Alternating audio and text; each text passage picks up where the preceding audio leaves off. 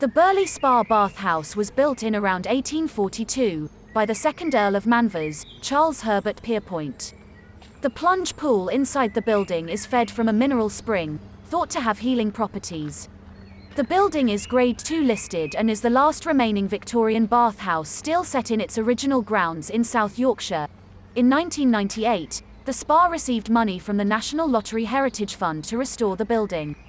In 2018, Sheffield Council tried to sell the building, putting it up for auction without any public consultation.